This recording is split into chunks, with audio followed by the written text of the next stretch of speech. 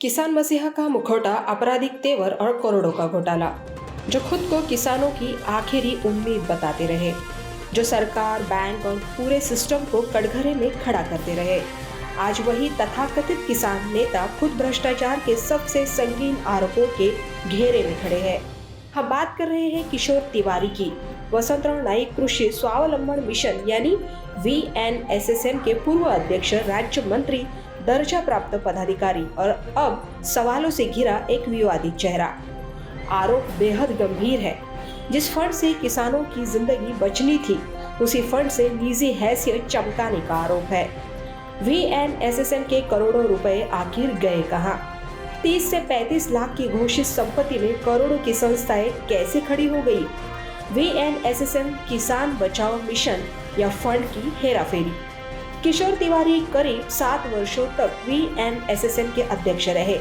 यह वही मिशन है जिसे विदर्भ में किसानों की आत्महत्या रोकने के लिए इमरजेंसी फंड, काउंसलिंग और जागरूकता अभियानों के नाम पर करोड़ों रुपए आवंटित किए गए। लेकिन हमारी पड़ताल में सामने आए तथ्य चौंकाने वाले हैं। आरोप है कि किसानों के लिए स्वीकृत इमरजेंसी फंड कागजी कार्यक्रमों, फर्जी बिलों और नाम मात्र आयोजनों में खर्च दिखाया गया। जागरूकता अभियानों के नाम पर करोड़ों रुपए खर्च हुए, लेकिन धरातल पर वे किसान मौजूद नहीं थे जिनके नाम पर यह पैसा निकाला गया। सवाल सीधा है, अगर पैसा किसानों के लिए था तो किसान नजर क्यों नहीं आए? RTI का बड़ा खुलासा, रिकॉर्ड उपलब्ध नहीं। इस पूरी कहानी का सबसे अहम आधार सूचना के अधिकार के तहत मांगी गई जानकारी है। कई जिलों में VNSSM के खर्च का ब्यौरा मांगा गया तो प्रशासन का जवाब आया, रिकॉर्ड उपलब्ध नहीं है। अब तकनीकी सवाल सीधे सिस्टम पर उठते हैं। अगर पैसा खर्च हुआ तो वाउचर कहाँ है? यूटिलाइजेशन सर्टिफिकेट किस आधार पर जारी किए गए? बिना किसी दस्तावेजी रिकॉर्ड के करोड़ों का भुगतान कैसे किया गया? क्या यह सिर्फ प्रशासनिक लापरवाही है या फिर सरकारी खजाने की सुनियोजित लूट? संपत्ति का गणित 30 लाख बनाम करोड़ों का नेटवर्क। सरकारी चुनावी हलफनामों में किशोर तिवारी अपनी कुल संपत्ति 30 से 35 लाख रुपए घोषित करते हैं, लेकिन जमीनी हकीकत कुछ और ही तस्वीर पेश करती है।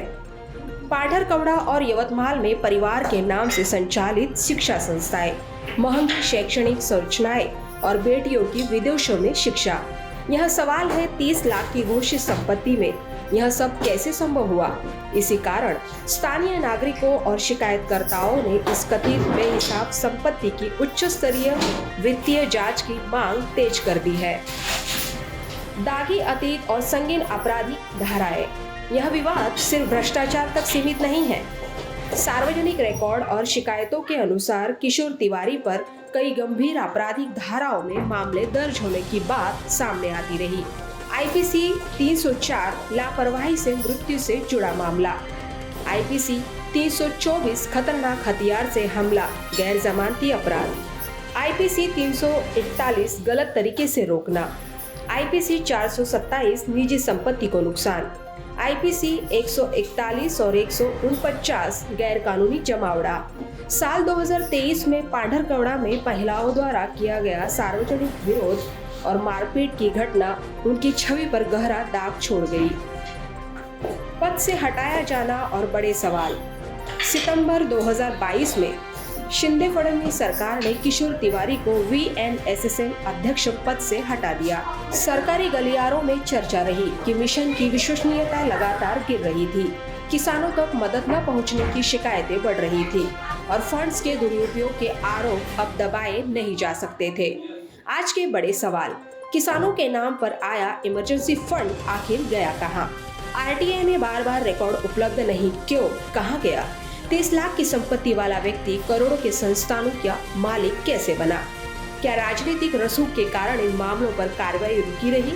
यह रिपोर्ट किसी को दोषी ठहराने के लिए नहीं, बल्कि उन हजारों किसानों के हक में सवाल उठाने के लिए है, जिनकी मदद का पैसा सिस्टम की भेंट चढ़ गया। अब जरूरत है निष्पक्ष जांच की, स्वतंत्र पब्लिक ऑडिट की और पूरे सच को सामने लाने की।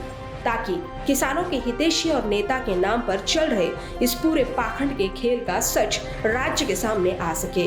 उन रोते बिलखते नीति मदद और मौसम के मारे किसानों के मददगार बनने के आडंबर के झूठे खेल से पर्दा उठ सके। ऑडिट जनरल रिपोर्ट का पुनः जांच से सच बाहर आएगा और किसानों को भी असलियत की राहत मिलेगी। इसी तरह की खबरों को देखते रहने के लिए बने रहिए हमारे साथ मिशन इंडिया टीवी पर।